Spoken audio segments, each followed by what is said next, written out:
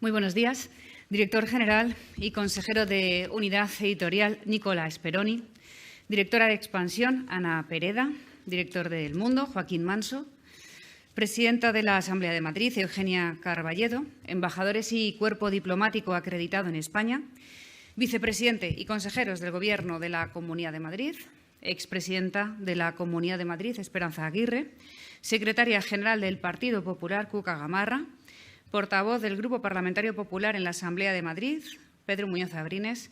Rectores de las Universidades de Madrid. Vicesecretarios del Partido Popular. Secretario general del Partido Popular de Madrid.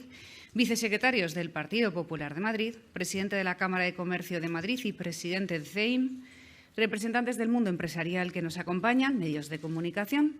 Señoras y señores, queridos amigos, vengo a esta conferencia con honda preocupación por lo que está ocurriendo en España. Se resume en que el sanchismo está ocupando todo espacio político, institucional y social de manera totalitaria e ilegítima.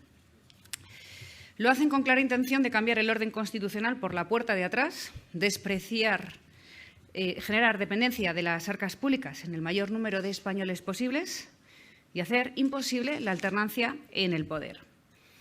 Sánchez no tiene más propaganda que la mentira, ni más política que dejar a la sociedad española indefensa, anestesiada y sin recursos.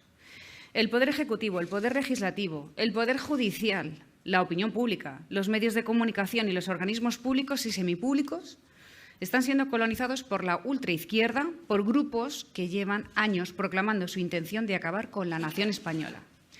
Y esto, aunque algunos puedan creer que afecta solo a la esfera política o que se trata de meras cuestiones jurídicas, va minando las instituciones, la convivencia, la prosperidad y, como ha ocurrido en todo el mundo, acaba dejando sin libertad, sin riqueza y sin país a todos y a cada uno de los españoles.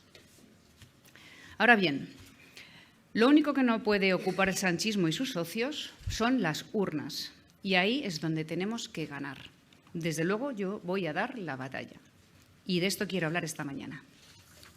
Señoras y señores, todo lo que estamos viendo en la España del sanchismo obedece a un plan, no es improvisación. Llevo tiempo avisándolo. Lo he llamado la estrategia de la carcoma, ir ocupando y minando las instituciones hasta que un día, de un solo golpe, se desmoronen. Pedro Sánchez tiene un proyecto que pasa por anular todo lo que defiende a los ciudadanos de los abusos y de la arbitrariedad del poder. Su plan consiste en que él sea presidente de gobierno, el jefe de los jueces, la mano que maneja cada empresa estatal, el director y el dueño de los medios de comunicación, quien decida lo que los jóvenes estudian y lo que se les oculta, el que mande sobre los consejos de administración de las empresas, quien ponga el pan sobre la mesa de cada familia, quien deje endeudadas a las generaciones futuras que aún ni votan y quien no acepta la crítica ni el papel de la oposición. Si una gran empresa o un pequeño comercio se opone a lo que hace, simplemente lo asfixiará. Por eso, muchas de sus medidas van contra la empresa más libre y a la vez la más vulnerable, la pequeña y la mediana empresa, la familiar y los autónomos. Y ahora quiere tener asegurado que el Tribunal Constitucional diga que cualquier cosa que haga Sánchez está ajustada a derecho. Es el mundo al revés. Pregunten a su secretaria de Estado de Igualdad, que se ríe descaradamente de las mujeres violadas en la grabación de un vídeo y que Sánchez, su gobierno, sus aliados, sus votantes, sus activistas en los medios de comunicación dijeron que era un bulo. Ni siquiera un vídeo les convenció de su indignidad. Vamos camino de que en España no haya Estado de Derecho. Existirá la arbitrariedad del poder revestida de votos comprados con la libertad y el futuro de todos los españoles, llegados a la Moncloa por una moción de censura basada en acusaciones falsas. Es lo mismo que estamos viendo en el continente americano a manos del populismo. O trasladado a la historia de España, ya lo sufrimos en la antesala que provocó la peor catástrofe de nuestra historia. La deriva totalitaria de la Segunda República, que desembocó en la discordia y en la guerra civil. Sánchez, que ansía ser recordado por algún hecho histórico, ha declarado su admiración por ese periodo y ese es el objetivo de todo su plan cada vez menos oculto, terminar con la España de la transición y llevarnos a una república federal, laica y plurinacional, al dictado de quienes odian a la primera. Con esta maniobra de anular las estructuras sociales, a los jueces, las leyes, el Código Penal, a la oposición y a la prensa libre, nos dejará sin modo de defendernos. Quiero que se entienda esto. Los ciudadanos no podrán defenderse del poder.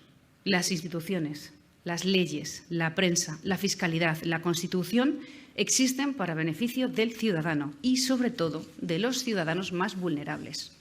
Cuando todo esto salte, cuando no haya límites al poder ni controles, la gente quedará a merced de los que, como Sánchez, viven abusando sin vergüenza de los medios públicos, recaudando impuestos confiscatorios y arbitrarios, endeudando a varias generaciones, mientras, como los populistas de la izquierda hispanoamericana, fabrica pobreza con la que perpetuarse en el poder y sin realizar un solo esfuerzo para ese ahorro.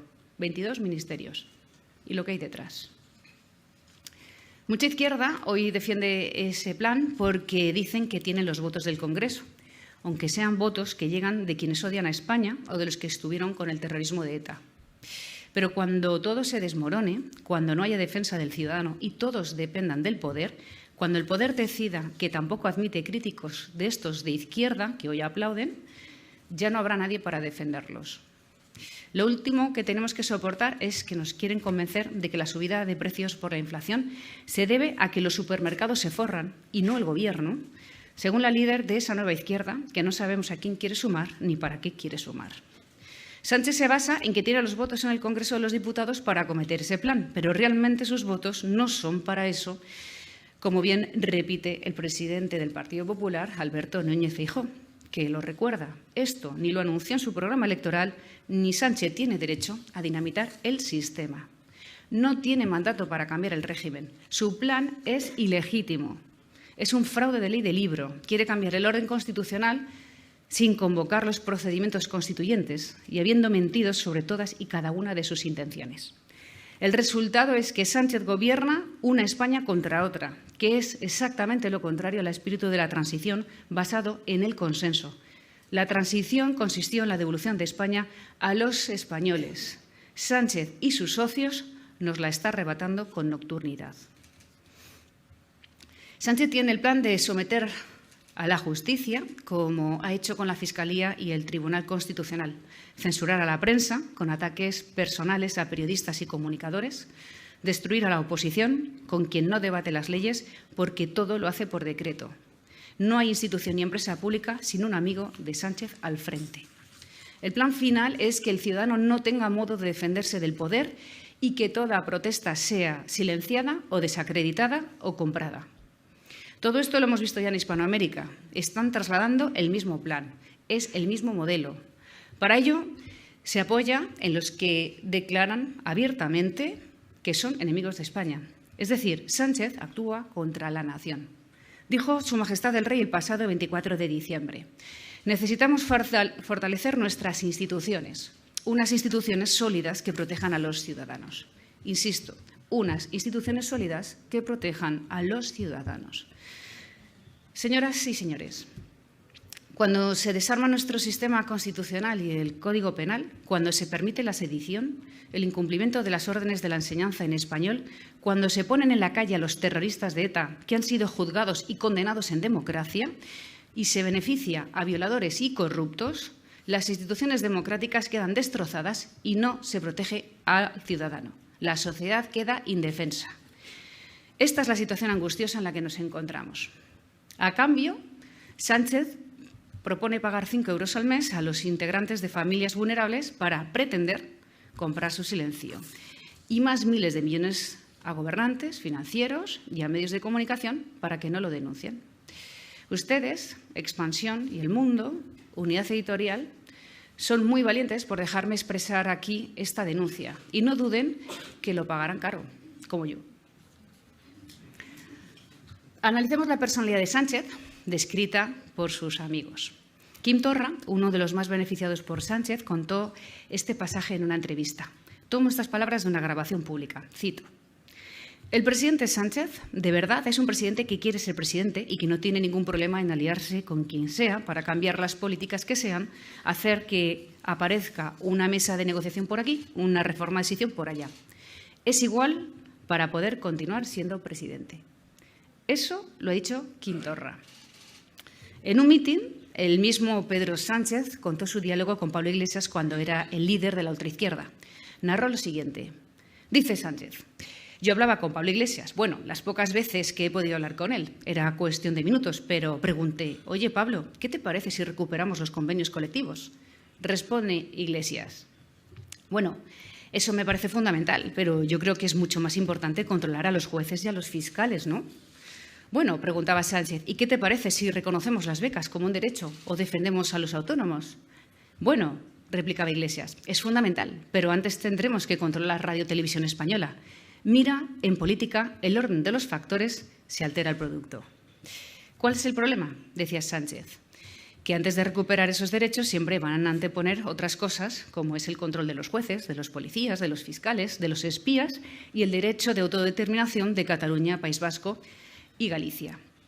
Así se expresaba el actual presidente del Gobierno antes de convertirse en cabecilla de Podemita y en apoderado de sediciosos, antes de hacer lo que el otro le pidió.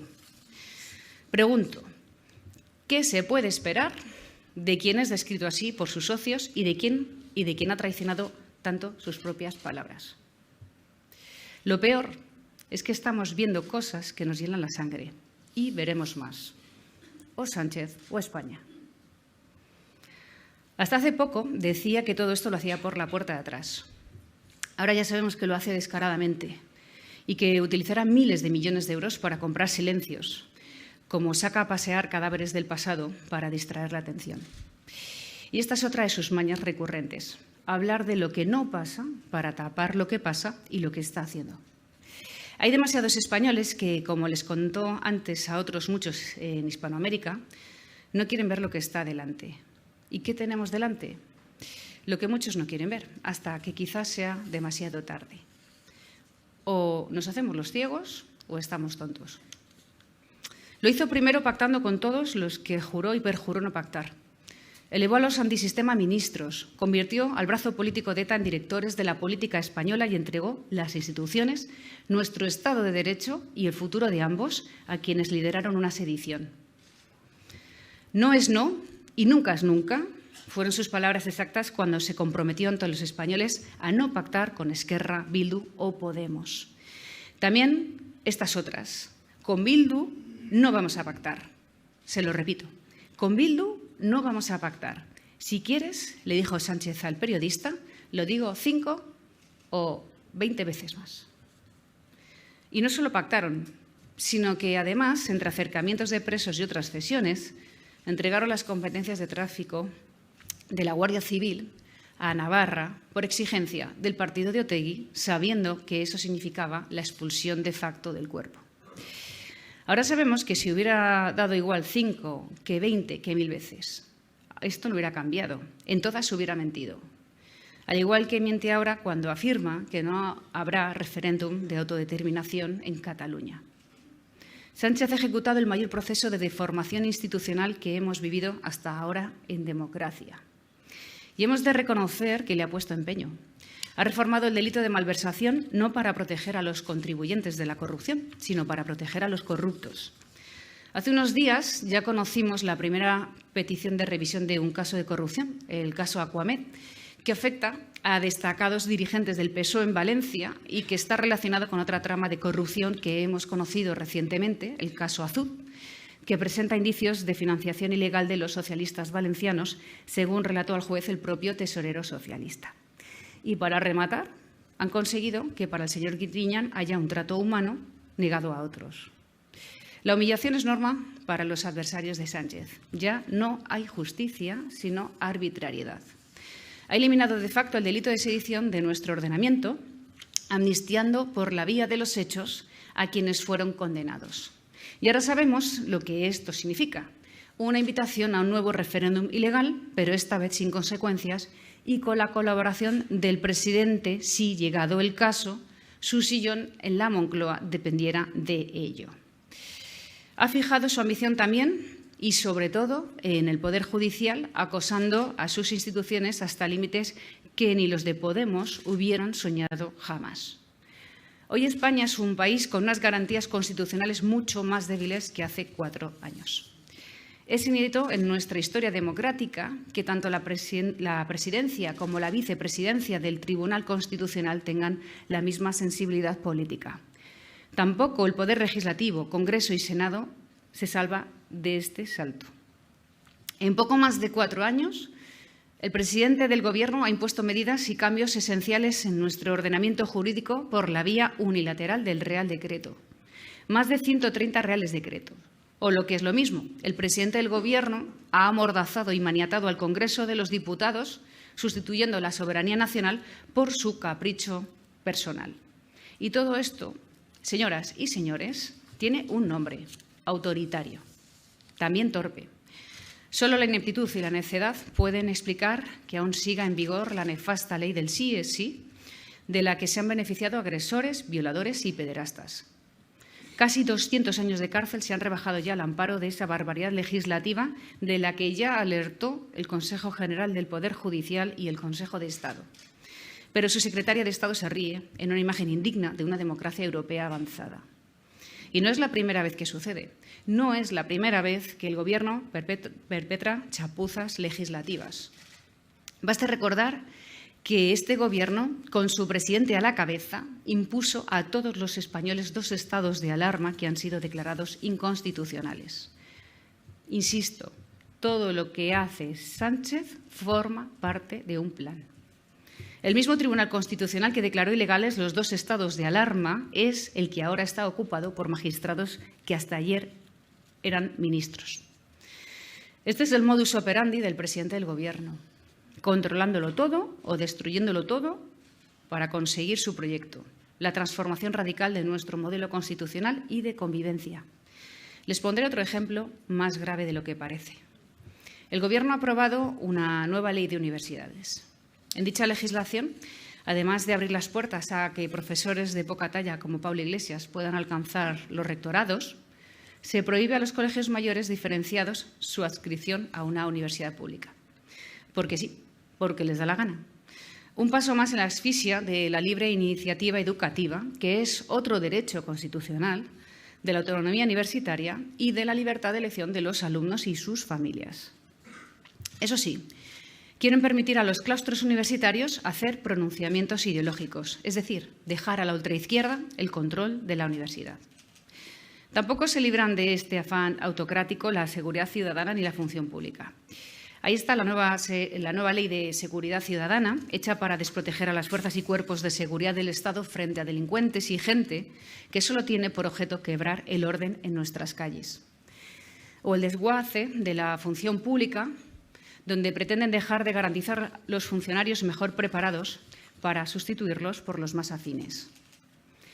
Y si hicieran falta más ejemplos de cómo el presidente vive obsesionado por controlar la opinión pública, esperan al próximo barómetro del CIS y concluirán lo mismo que yo. El sueldo de Tezanos es inexplicable. Por el momento, ya sabemos que la nueva dirección de Radio Televisión Española gasta cientos de millones de euros en contratos para salvar a medios de comunicación o comunicadores afines con muy escaso éxito de audiencia, incluso indignando a sus propios sindicatos, lo nunca visto. O pueden preguntarle, por ejemplo, al expresidente del Instituto Nacional de Estadística, cuando anunció su dimisión antes de que el Gobierno lo cesara por defender la autonomía del INE y no revisar el Producto Interior Bruto según el capricho de la ministra de Economía, Nadia Calviño. O a la exdirectora del CNI, cesada también por presiones del secesionismo catalán. O al coronel de la Guardia Civil, Diego Pérez de los Cobos, cesado por no seguirle el juego al ministro del Interior, Grande Marlaska. La consigna es evidente, señores. O se pliegan a la voluntad del presidente del Gobierno o serán destituidos. Para que todo el mundo lo tuviera claro, expulsó del partido a Joaquín Leguina. Con Sánchez, pocas bromas. No toma prisioneros. Aviso a los candidatos de 2023 que levanten la voz. Y los siguientes serán ustedes, los medios de comunicación. Pero no podrán decir que no les avisaron. Les cito las palabras de la portavoz del Gobierno, Isabel Rodríguez. Igual que tenemos un espacio para el tiempo, ante la necesidad de que la ciudadanía acceda con veracidad, tendríamos que reservar un espacio de información pública en cada informativo. Recalco estas palabras, que la ciudadanía acceda con veracidad, porque para Pedro Sánchez la veracidad es él. Ahora, en 2023, el presidente ha abierto la chequera. Chequera llena de billetes por el exceso de recaudación, al tiempo que dispara la deuda pública. Y les aseguro que veremos cosas que hasta ahora nos parecían imposibles, pero sobre las que ya tendríamos que estar alertados. El bono cultural joven, por ejemplo, que no es más que un intento desesperado por comprar a los jóvenes votantes que se incorporan a los censos, se presentó como una medida estrella y no ha pasado de estrellada. Solo un tercio de los posibles beneficiados se apuntó a poco tiempo de acabarse el plazo. Y en lugares como Palencia, solo un joven lo ha solicitado para comprarse videojuegos. Pura cosmética para tomarle el pelo a los españoles. En el lenguaje castizo de Madrid, a esto se le llama engañabobos. Pedro Sánchez no duda en endeudarse con préstamos de la Unión Europea para rescatar a la compañía venezolana Plus Ultra con 53 millones de euros públicos, mientras tienen que maquillar los horarios del tren de Extremadura para que, y cito textualmente al presidente de Renfe y exsecretario de Estado de Zapatero, la gente no tenga la sensación de que va tarde. O lo que es lo mismo, intentar ocultar su rotundo fracaso. Maduro y Plus Ultra, sí. Los extremeños, no. Esta es la velocidad con la que asaltan las instituciones y pergeñan decretos que hay que hacer este ejercicio recordatorio para saber dónde estamos y hacia dónde nos dirige Pedro Sánchez. Porque, como les decía al principio, todo obedece a un plan, el de la carcoma del orden constitucional y de la autonomía económica de empresas y familias, de anular todo lo que defiende a los ciudadanos de los abusos y la arbitrariedad de su poder. Desde el punto de vista económico, como bien saben, los resultados de estas agresiones a la ley ya los estamos viendo. España ha perdido 18.000 millones de inversión extranjera entre los 3 primeros trimestres de 2023 y los de 2018, año en el que Sánchez fue investido. El mal llamado impuesto de solidaridad es el mejor ejemplo de ello. Se trata de un tributo claramente inconstitucional, tanto en la forma de tramitarlo como en el contenido, que atenta contra las comunidades más abiertas a la inversión. Como vengo denunciando, el nuevo impuesto de patrimonio, que es lo que procede, lo llaman impuesto de solidaridad de las grandes fortunas, una denominación muy similar al aporte solidario y extraordinario para ayudar a morigerar los efectos de la pandemia que aprobaron en Argentina a finales de 2020. Un impuesto que recaudó menos del 60% de lo esperado y desató una ola de amparos y reclamos judiciales que acabó con una declaración de inconstitucionalidad por un juez federal de primera instancia de la provincia de Corrientes. Pero esto no ha ocurrido solamente en Argentina. Si en Europa prácticamente no existe este impuesto, es porque genera situaciones como la que hemos visto en Francia, donde lo han eliminado tras comprobar que 200.000 millones de patrimonio habían salido del país, con una pérdida de recaudación de 7.000 millones de euros. En definitiva, la inseguridad jurídica, la arbitrariedad hecha norma, el Gobierno a golpe de decreto, la actitud autoritaria y la política de acoso y derribo de la herencia de la transición del Estado de Derecho, de la prosperidad, de las garantías de la unidad de la nación española y de la Constitución misma, tienen un precio y lo están pagando la clase media y, muy especialmente, la madrileña. El principal problema de Madrid se llama Pedro Sánchez, porque él y sus socios son el verdadero problema de España en este momento, la mayor amenaza para su estabilidad. Por eso, frente a estas políticas, hay que confrontar con otras políticas que sean, sobre todo, leales a España y eficaces. En la Comunidad de Madrid estamos demostrando eficacia en el ámbito económico y a este respecto, en este foro de expansión, quiero hacer un anuncio de interés. Vamos a apostar, como nunca, por la digitalización. Prometí en mi primera campaña electoral que esta comunidad se convertiría en la mejor digitalizada del sur de Europa. Y ya lo somos. Ahora iremos a más. Seremos en 5 años la zona de Europa con mayor tráfico de datos, el centro europeo. Dentro de poco, Madrid podrá enviar a Nueva York, mediante cable óptico, 50.000 películas en un segundo. Para conseguir estas avanzadas tecnologías, Madrid necesita una energía equivalente a 100 megavatios, que los tiene. Con respecto al resto de España, somos muy competitivos, pues la segunda región en capacidad de megavatios es Cataluña, con menos de 30. Ahora bien, París o Ámsterdam tienen ya una capacidad de 600 megavatios y Londres casi 1.000. Para superar a París y Ámsterdam, cosa que podríamos hacer en 3 años, necesitamos 2 cosas. Primero, organizar nuestra burocracia entre las administraciones regional y locales. Eso ya está en vías de solución porque hoy mismo se presenta la Oficina de Impulso a los Centros de Datos que dirigirá la coordinación de proyectos. El segundo problema es más complicado porque dependemos del Gobierno de Sánchez y de Red Eléctrica. Si ellos no ayudan, no superaremos a París y a Ámsterdam. Pero confío en la victoria de Alberto Núñez Feijóo para solucionar este segundo escollo. Ahora bien, lo que sí puedo anunciar es que la Comunidad de Madrid va a apostar por un sector que económicamente será el más importante de todos, este de la digitalización. Los inversores extranjeros se interesan especialmente por 2 proyectos en Madrid. El primero, por Madrid Nuevo Norte, y el segundo, por la digitalización. Y no descarto que se cambien las prioridades en los próximos años. Y ya con esto termino, señores. Solo las urnas, el voto libre y responsable de los españoles pueden salvarnos de que Sánchez y sus coaligados de ultraizquierda, independentistas y herederos de ETA culminen su plan. Insisto, no están improvisando. Les dicen a muchos lo que quieren oír para llevarnos a todos donde no quisiéramos ir. La minoría que votó a Sánchez no lo votó para nada de esto. Han mentido a sus votantes y están traicionando a España. Si no queremos verlo, no será porque no lo estén mostrando descaradamente.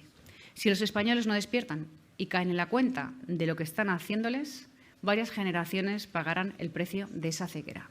Si la sociedad española no ve lo que está pasando, es que somos tontos. Muchas gracias.